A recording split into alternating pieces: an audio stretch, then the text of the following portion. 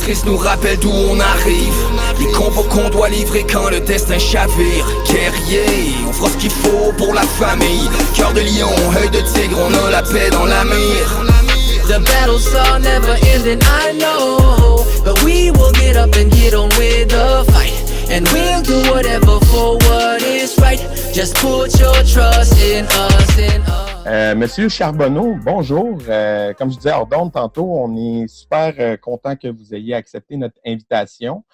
On est avec vous aujourd'hui pour parler de votre long parcours de vie, mais aussi de votre parcours en arts martiaux. Donc, Jérémy, je ne sais pas si tu veux commencer un peu avec nos questions. Oui, ben nous, on aime toujours ça commencer avec, dans le fond, de où vous venez et où est-ce que vous avez commencé les arts martiaux? Quand est-ce que c'est venu dans votre vie? C'est venu d'une mauvaise expérience quand j'avais peut-être 12 ans, où j'avais été pris à partie par une gang de petits toughs de l'école qui voulaient m'imposer leur loi. Et puis, à la sortie de l'école, un après-midi, quand je les ai vus arriver sur moi, j'ai pris les jambes à mon cou, puis j'ai réussi à m'enfuir et puis comme j'habitais pas tellement loin, à me sauver chez moi. Mais en même temps, cette attitude instinctive, je ne l'ai pas comprise. Alors, je n'ai pas accepté d'avoir eu peur et de m'être sauvé. Ça ne correspondait pas à l'image du héros que je voulais être, du chevalier sans peur et sans reproche, de tout ce que j'avais comme intégré vers le cinéma américain, des héros qui peuvent faire des longues bagarres sans une égratignure et qui ont peur de personne et puis qui peuvent en planter je ne sais pas combien en même temps. Bon. Alors, je restais assez traumatisé par ça. Puis un jour, effectivement, quand mon père était chef scout, puis il avait rencontré un professeur de judo du quartier. Et il était venu faire une démonstration à l'école où mon père avait ses activités scouts. Et puis, ça a été comme une révélation extraordinaire. Moi, au début de l'adolescence, j'avais même peur de faire une roulade. Je n'étais pas très habile. Et là, tout à coup, je voyais des gens plonger, sauter, faire des pirouettes. Et puis, un petit pouvant planter un grand. Ouais. Alors, comme une espèce de révélation de la possibilité que je trouve enfin une espèce de bouclier permanent à l'égard de la peur que j'avais eue puis de la volonté que plus jamais je me sauverais. Mm-hmm. Vous venez de trouver les moyens de vous défendre contre ceux qui vous avaient intimidé plus tôt. Là. C'est ça. Et puis, bon, j'ai commencé à faire du judo. C'est devenu une passion. C'est une espèce de drogue. J'y allais au moins 6 fois par semaine au dojo du quartier. Et puis, et avec le temps, je suis devenu pas si pire. Là, ouais. Vous en faites encore aujourd'hui ou vous avez pratiqué pendant... J'ai passé du judo à un moment donné au karaté. Et puis, du karaté vers les arts martiaux chinois, en particulier Tai Chi Chuan, mais surtout Tai Chi Chuan. Mais ça s'est fait sur une longue période. Disons que j'ai fait du judo jusqu'au début de la vingtaine.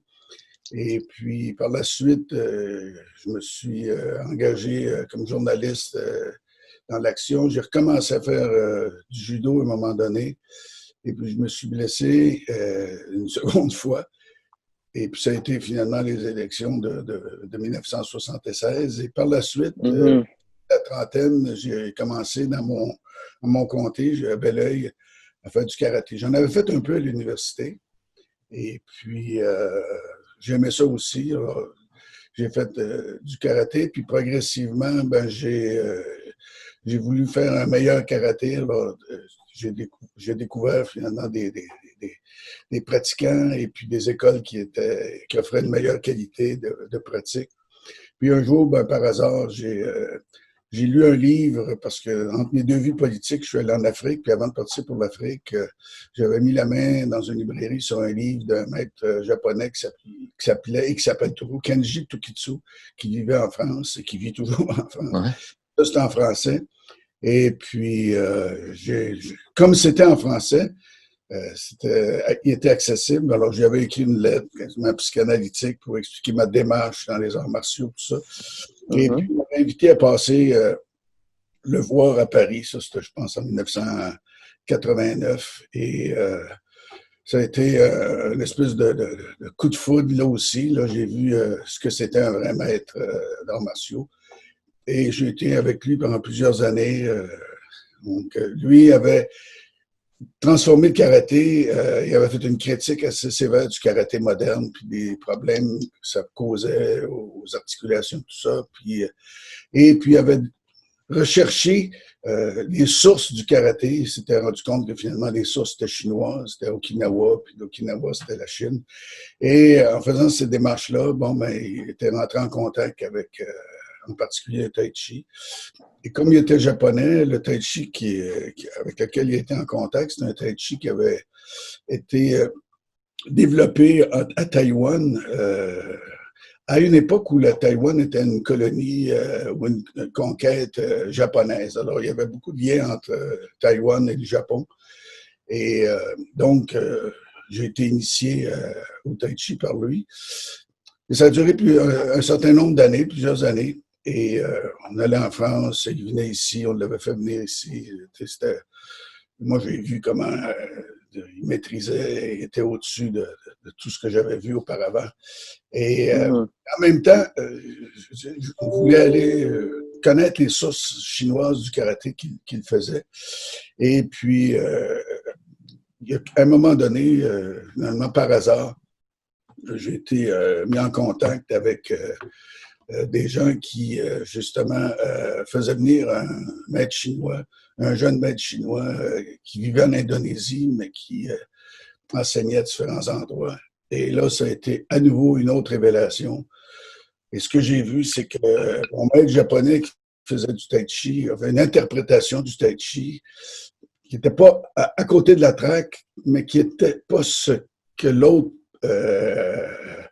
enseignait et maîtrisait. Et là, j'ai vu qu'il y avait un niveau de maîtrise encore supérieur à celui que je pensais que j'avais vu dans ma vie. Et c'est avec ce maître-là que j'ai décidé par la suite de m'investir et je suis encore avec lui aujourd'hui. C'est un jeune maître et il ne veut pas que son nom soit connu publiquement. C'est un peu un maître de l'ombre. Alors, il enseigne à différents groupes en Asie, puis en Occident en particulier, au Québec, en Ontario et puis en Italie. Et pour le reste, c'est plutôt des stages dans des pays d'Asie. OK. Donc, encore aujourd'hui, vous êtes en contact et vous en pratiquez encore du Tai Chi avec ce maître-là. Ah oui, non seulement je pratique, j'enseigne aussi. Et c'est un processus sans fin. Ouais. Et à un moment donné, tu te rends compte que, dans le fond, l'objectif, c'est d'acquérir un certain nombre d'automatismes et puis d'intégrer finalement une façon de bouger le corps, puis d'être dans son corps, puis dans son esprit, qui fait que, tu sais, c'est une discipline. Quand j'ai commencé les arts martiaux, c'était comme une espèce de recherche d'une méthode d'invincibilité. C'était un peu... un moyen de se défendre. Oui, puis un peu illusoire aussi, parce qu'il y a toujours quelqu'un qui peut planter quelque part. Mais ce n'était pas a priori une recherche de libération personnelle. Aujourd'hui, c'est devenu une recherche. Mais en même temps, je suis toujours, je dirais pas obsédé, mais je suis toujours préoccupé par le concept de l'efficacité. Autrement dit, tu ne fais pas des arts martiaux pour faire semblant. Tu fais des arts martiaux parce que tu cherches un niveau d'efficacité qui te permettrait de dominer une situation, de survivre, de dominer soit psychologiquement ou, si nécessaire, physiquement. Alors, c'est évident que tu cherches ça. Mais en même temps, en vieillissant, tu as moins de chances de vouloir... De rencontrer la confrontation. De faire la confrontation. Comme j'étais un homme public, je ne cherchais pas non plus à faire la confrontation pour me retrouver à la... Non, mais c'est arrivé dans votre parcours, par exemple, assez... Oui, ben c'est arrivé dans la chambre, là. Des coups de balle, vous êtes fait attaquer, j'ai vu ça. C'était pas l'Assemblée, c'était... Non, c'était au journal, oui. Au journal, oui. Là, c'est le judo qui m'a sauvé la vie, parce que finalement, le type s'est présenté, j'avais 23 ans, j'étais journaliste d'enquête pour Le Devoir. Et puis, disons que les gens de la mafia montréalaise, que je picossais beaucoup, ils étaient en colère après moi. Puis je pense qu'il y avait un contrat qui avait été mis sur ma tête. Alors, on s'est présenté au devoir. Il m'attendait à l'extérieur, mais comme je ne sortais pas ce soir-là à l'heure où j'avais l'habitude de sortir, alors il y en a un qui est monté dans la salle de rédaction et puis il m'a demandé à me parler. Quand je suis arrivé devant lui, il m'a tiré dessus 3 balles. Et la première balle, elle m'a raté. Mais le deuxième, j'ai senti quelque chose me frôler, puis j'ai vu un jet de flamme sortir du canon. Et là, de l'instinct, j'ai senti que c'était vrai. Là, Et puis, j'ai plongé entre 2 classeurs, comme on fait en judo. J'ai plongé à terre, et puis finalement, j'ai réussi à éviter la 3e balle. Wow. Et puis, quand je me suis relevé, j'avais une balle dans le bras gauche, mais j'étais vivant. Là. Ben, moi, c'est vers là que je m'en allais. Là, vous l'avez dit, le judo vous a carrément sauvé la vie. Puis même par la suite, avez-vous l'impression que la pratique du sport dans votre réhabilitation a joué un rôle aussi dans, j'imagine, le stress que vous deviez vivre, porter une arme par la suite pour assurer votre protection et tout? Là. Ça devait être, Si je voulais mystifier, je dirais oui, mais pas vraiment, parce que au moment où ça s'est arrivé, je ne pratiquais plus le judo, j'avais pas de temps de le faire, mais j'avais intégré suffisamment, j'avais peut-être 4-5 ans de pratique derrière moi, donc j'étais, dans le fond, ce qui est sorti instinctivement ou automatiquement quand j'ai eu à faire face à la situation, puis à plonger à terre pour... ça, c'est venu spontanément. Là. Dans le fond, c'est ce qu'on cherche quand on pratique les arts martiaux. C'est qu'à un moment donné, les réactions deviennent des automatismes. C'est pas une action instinctive. L'action instinctive, c'est comment je peux dire, d'éviter, de fuir ou de combattre. Dans ce cas-là, quand tu as une arme à feu, tu fuis. Hein? Tu t'organises pour ne pas être dans la ligne de tir. Mais l'automatisme qui s'était développé, c'est de savoir tomber, chuter, rouler. Ça, en judo, en jiu-jitsu, on apprend ça. C'est la base. Absolument. Puis, dans votre carrière politique, vous avez été longtemps, vous avez été président de l'Assemblée nationale. C'est un élément où il faut faire un peu de consensus parmi tous vos collègues pour être choisi. On dit souvent que les arts martiaux, ça développe le respect de l'adversaire. Vous en avez fait toute votre vie. Avez-vous l'impression que c'est quelque chose qui fait partie intégrante de vous, le respect de l'autre, même quand il y a des différences, que c'est quelque chose qui... Oui, mais en même temps, là aussi, il ne faut pas mystifier. Parce que moi, j'ai vu des pratiquants d'arts martiaux, judo, karaté, qui étaient des bums, puis des voyous, puis qui guerrières, la voix du samouraï, ou tout ça, ça ne veut absolument rien dire. Alors, tu sais, des fois, on mystifie, on présente les arts martiaux comme une espèce de moyen d'atteindre la sagesse et puis d'avoir un contrôle émotionnel. Il y a des gens qui, par tempérament, sont moins réactifs. D'autres, par tempérament, sont plus réactifs. Donc, ils peuvent déclencher plus vite. Moi, je suis un tempérament réactif, c'est-à-dire que je ne cède pas beaucoup, tu sais, je tente pas l'autre joue, puis je réagis. Ça m'a aidé en politique, dans la mesure où tu dois donner la réplique, puis c'est un combat. Ça veut dire, un combat, tu peux pas être devant ton adversaire et puis passer ton temps à attendre, puis te laisser taper dessus. Donc, à un moment donné, tu réagis, puis tu bouges. Mais c'est clair que progressivement, l'éducation que j'avais eue, le scoutisme, l'éthique que j'avais quand je faisais du judo, puis même du karaté, parce que j'avais des profs qui n'étaient pas des bandits, des bombes. Là. Alors, tout ça, je l'avais comme intégré. Et puis, quand j'étais en politique, mais en même temps, en politique, c'est dur, hein, c'est un combat extrême. Absolument. On utilise le physique, mais on utilise l'arme qui est puissante, c'est-à-dire la parole.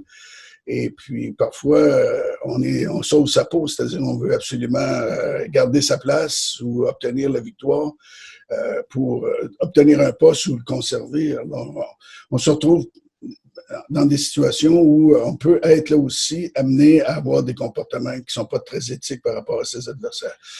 Je pense, dans ma carrière politique, en général, j'ai eu un comportement éthique. C'est-à-dire, je respectais mes adversaires, je ne frappais pas en bas de la ceinture, je ne tendais pas l'autre joue facilement. Non plus, ouais.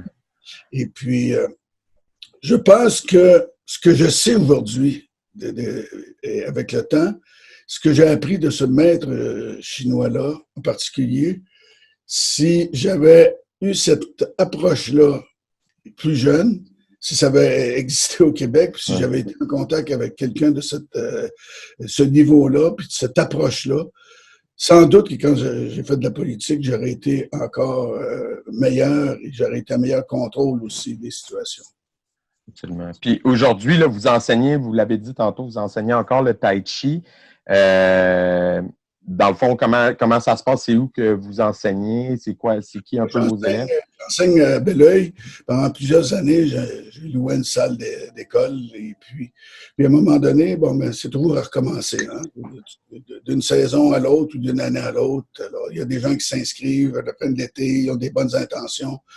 Tu t'investis beaucoup dans des nouveaux élèves, puis en finale, tu te retrouves au mois de décembre ou en juin suivant, et il reste pas mal moins de monde. Mm-hmm. À un moment donné, j'avais une certaine attitude de ça, puis je voulais avoir un peu plus de profondeur, alors j'ai décidé de poursuivre chez moi, dans un dojo que j'ai, mais uniquement avec des élèves qui étaient là avec moi depuis plusieurs années, puis qui s'étaient...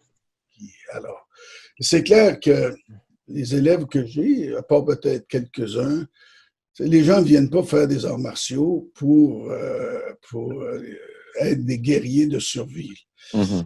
Mais les bases restent les mêmes. Mm-hmm. C'est-à-dire que finalement, le travail corporel, qui est les fondements de la discipline, restent les mêmes. Il s'agit de voir le niveau d'intensité que les gens sont prêts à encaisser. Mm-hmm. Ce que tu peux leur enseigner aussi, leur capacité d'absorption. Alors, tu peux avoir le même type d'entraînement qu'un groupe d'élite, mais adapté à des gens qui sont prêts à vivre l'intensité puis les douleurs physiques et psychiques qu'un entraînement de haut niveau peut requérir. Oui, absolument. Puis, il y a quelque chose dans votre bio en faisant nos recherches là, que je ne connaissais pas, puis que je trouve intéressant quand même à explorer, que vous êtes allé travailler au Rwanda, c'est ça? Ou... Oui. C'est ça. Puis, à une période quand même sensible, vous avez dû quitter plus tôt parce que, bon, ça commençait à brasser pas mal là-bas. Comment ça s'est passé? Là aussi, c'était un peu quand c'est arrivé dans la salle de rédaction du Devoir en 1973. Là, c'était fin 90, à l'automne 90.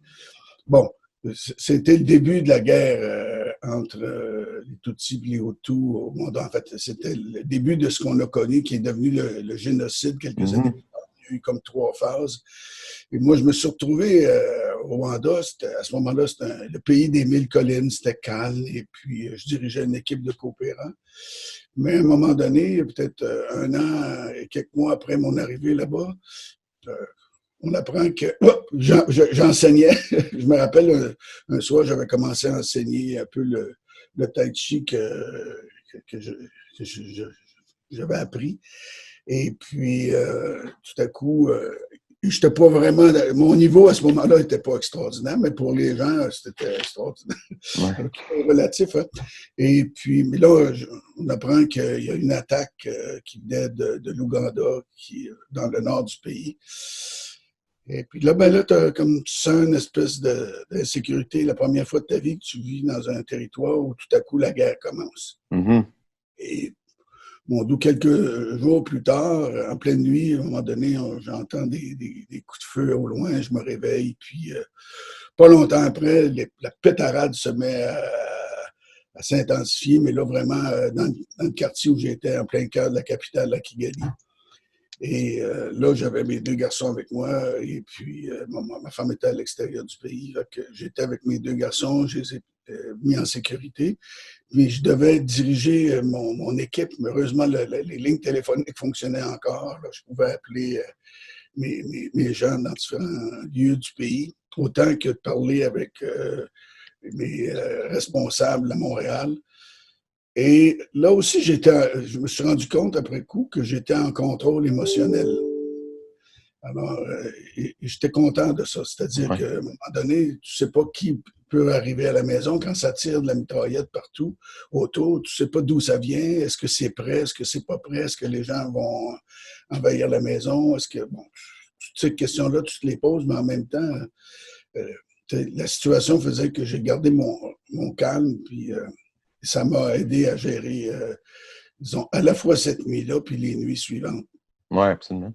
Puis là, on vient de traverser une période de confinement. Vous, est-ce que vous avez continué la pratique? J'imagine que vous disiez que votre dojo était à la maison. Ça vous permettait de garder ça vivant, votre pratique du tai chi. J'ai continué à pratiquer, mais je ne pouvais plus enseigner face à face. Puis en plus, je ne pouvais plus faire de pratique avec des élèves où on se touche, puis on fait différents exercices pour tester nos habilités et puis développer des habilités de recevoir, dévier, renvoyer. Parce que le principe du tai chi, c'est ça, c'est-à-dire comment un corps qui est solide, mais qui est en même temps détendu, peut recevoir une force externe et sans s'opposer à elle, d'une certaine façon, dévier cette force-là, puis la renvoyer si nécessaire. Il y a une grosse parenté entre le judo et le tai chi. D'ailleurs, quand je voyais mon maître exécuter des projections, tout ça, je me suis dit, mon Dieu, c'est du judo, ça. Mm-hmm. Un jour, il nous a dit, bon, ben, finalement, le tai chi, c'est l'art martial suprême, c'est-à-dire toutes les disciplines de combat peuvent devenir du tai chi si tu appliques les principes corporels du tai chi. T'sais. Alors, autrement dit, il y a deux grandes philosophies. La philosophie externe, c'est-à-dire les gens s'endurcissent le corps et puis travaillent extérieurement. Et ne se préoccupent pas vraiment là, de l'interne du corps. Puis l'autre approche, c'est ce qu'on appelle les arts martiaux internes, où là, c'est à partir du centre du corps vers la périphérie, c'est comment ton corps se développe, puis comment finalement, intérieurement, tu peux avoir un corps qui est à la fois élastique et absorbant, puis en même temps capable de bouger avec habilité puis adaptabilité, parce que le principe, c'est que dans l'art du combat, il faut s'adapter. Mm-hmm. Et contrairement à ce que j'ai souvent pensé, jusqu'à ce que je rencontre ce maître-là, c'est que, dans le fond, les gens qui pratiquent les arts martiaux puis qui cherchent des applications,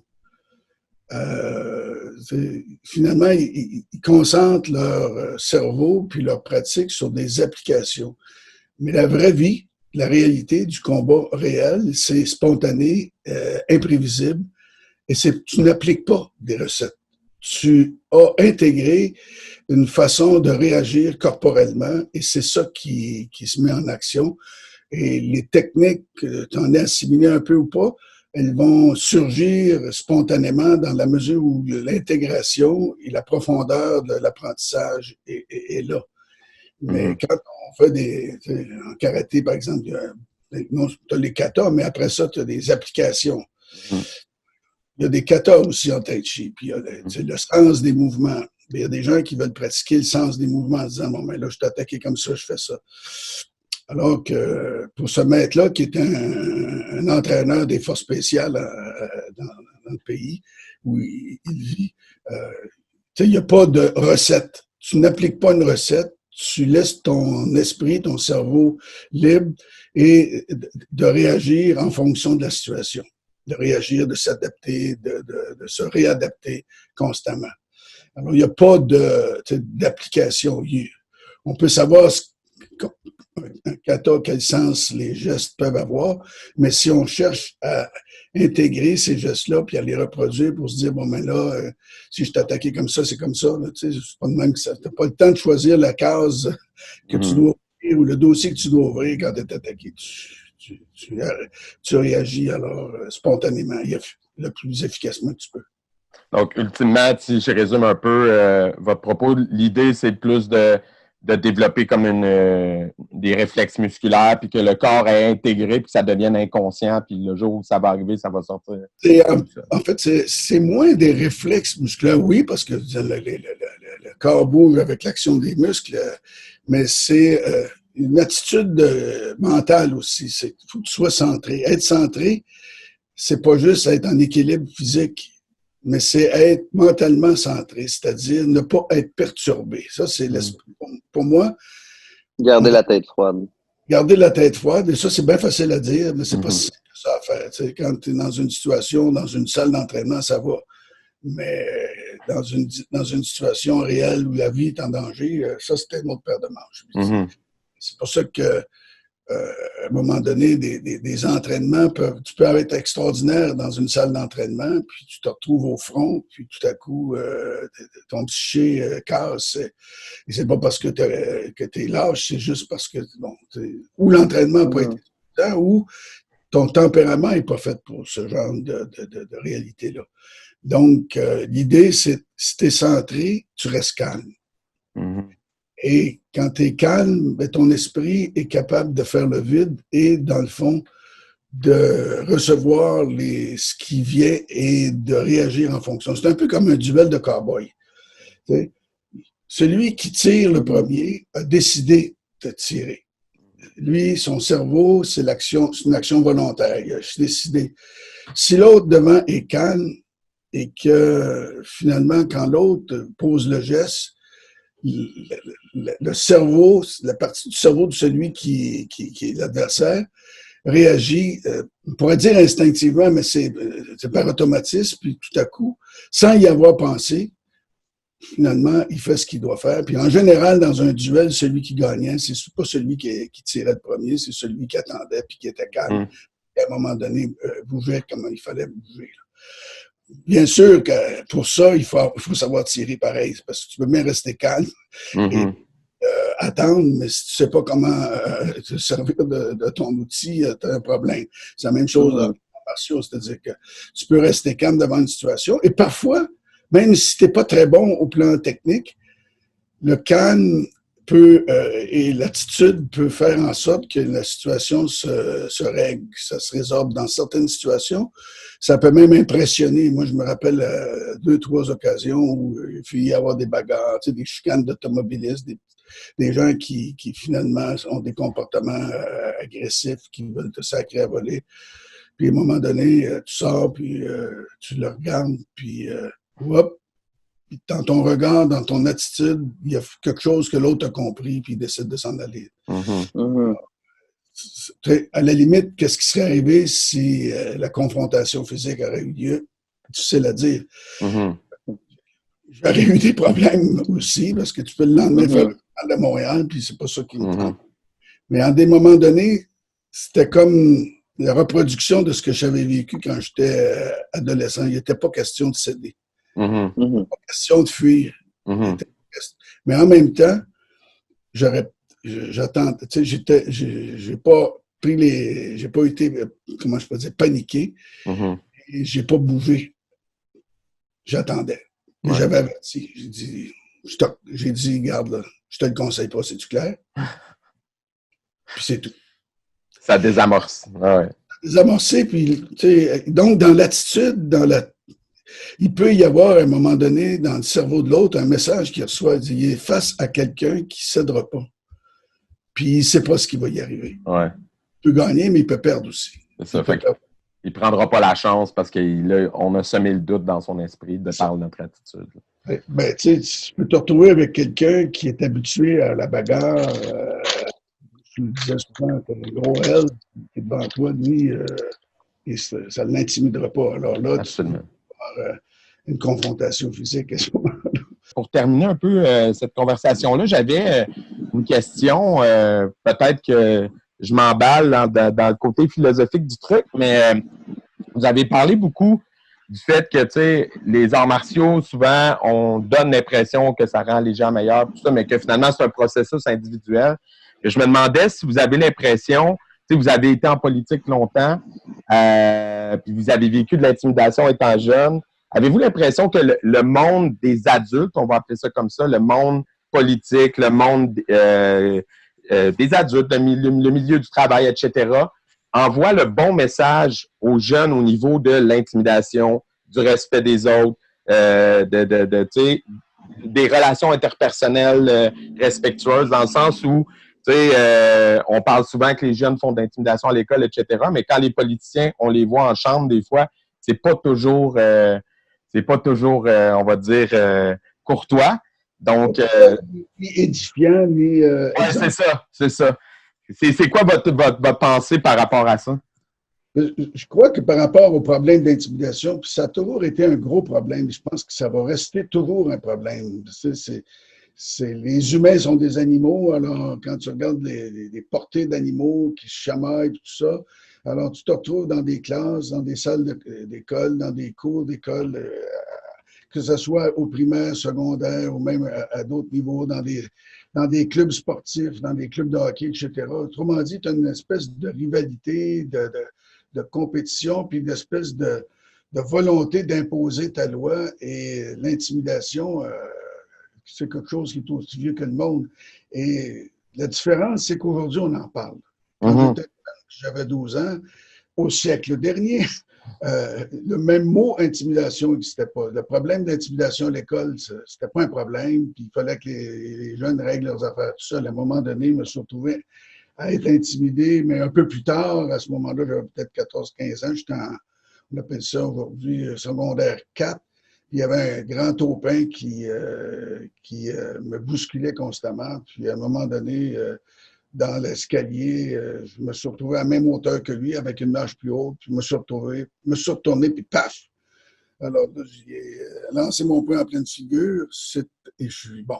C'était pas ça a créé des dommages. Et bon, j'ai pas été expulsé de l'école. J'étais un peu en légitime défense, mais reste que c'était peut-être pas la chose à faire. Mais j'avais jamais appris. C'est-à-dire, on m'avait jamais appris puis à gérer ce genre de situation-là, sauf l'enseignement que mon père ou mon maître de judo à l'époque me disait, c'est tu commences pas une bagarre, mais t'as fini. Alors, parce que si tu la finis pas, peut-être que l'autre. Alors, je crois qu'il faut apprendre aux jeunes et aux adultes à gérer les conflits et sans nécessairement utiliser la violence physique et passer au coup.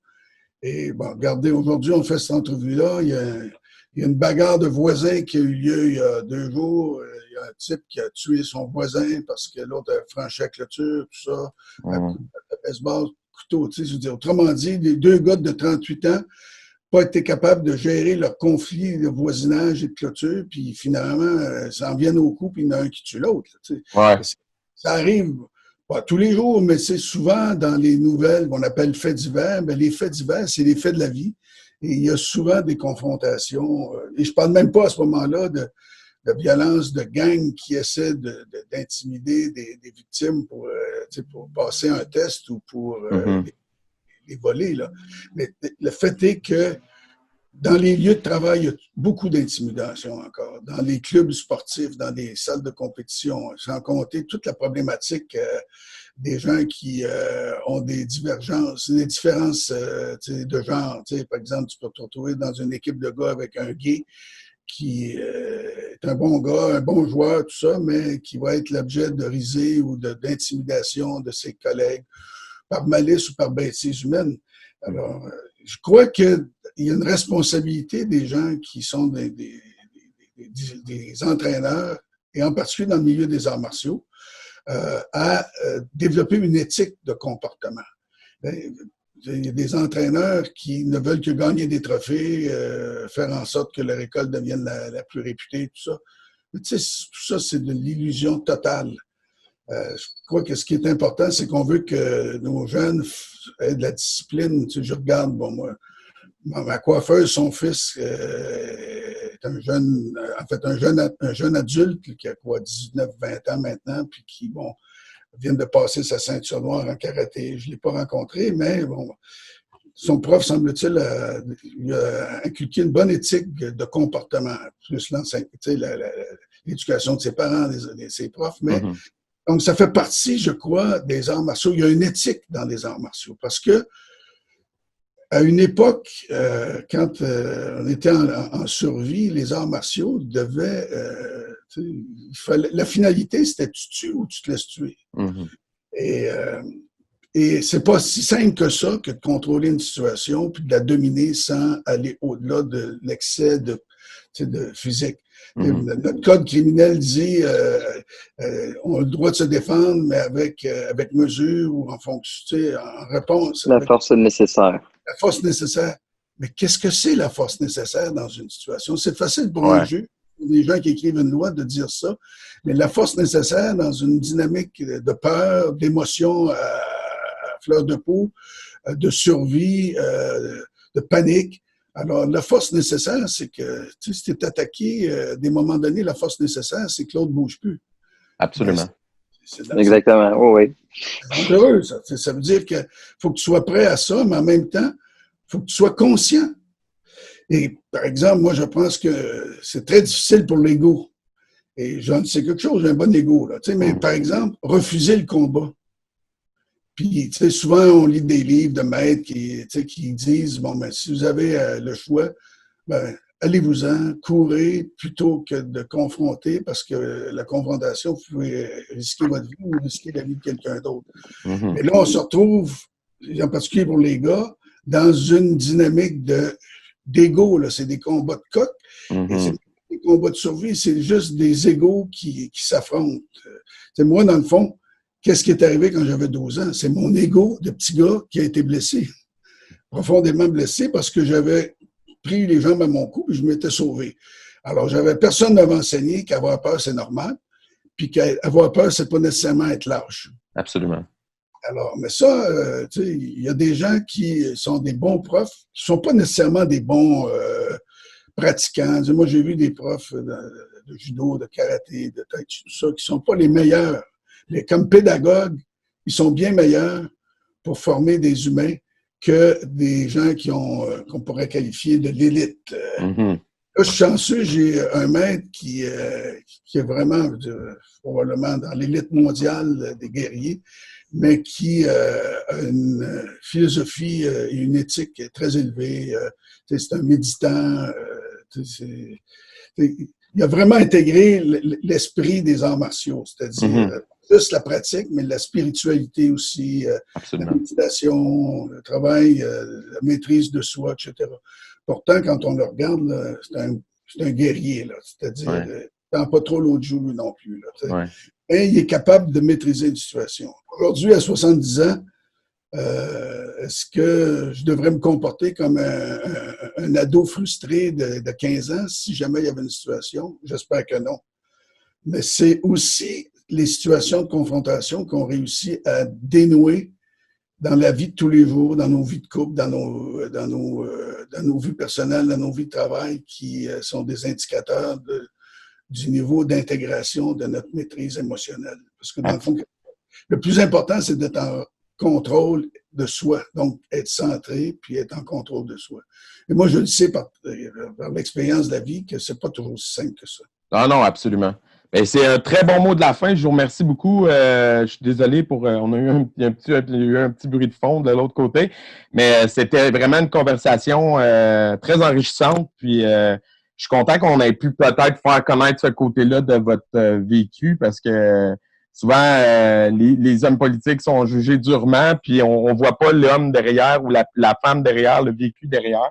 Puis tant mieux si on a réussi aujourd'hui un peu à éclairer cette partie-là de votre parcours. Merci, parce que la politique, c'est l'art de l'organisation du bien commun, mais c'est aussi un univers de confrontation à cause de la nature. C'est-à-dire que on cherche les consensus, mais c'est pas toujours possible. Puis il y a des équipes, il y a de la compétition, c'est la lutte pour le pouvoir. Et dans ce contexte-là, c'est très proche des arts martiaux parce que c'est... Absolument. La politique, c'est un art martial. Ah oui, c'est un sport de combat à bien des égards. Tout à fait. Vous avez bien raison. Mais merci beaucoup, M. Charbonneau. Vraiment, encore une fois, super content que vous ayez accepté notre invitation. Puis, bonne continuité dans votre enseignement du Tai Chi. Merci. Bon podcast au pluriel. J'imagine qu'on en fera d'autres. Oui. C'est pas notre premier, puis ce ne sera pas notre dernier non plus. Alors, envoyez-moi le lien pour celui-là, puis les autres aussi. Là. Absolument. Bien, merci. Bonne fin de journée. Okay, bye-bye. Bye-bye.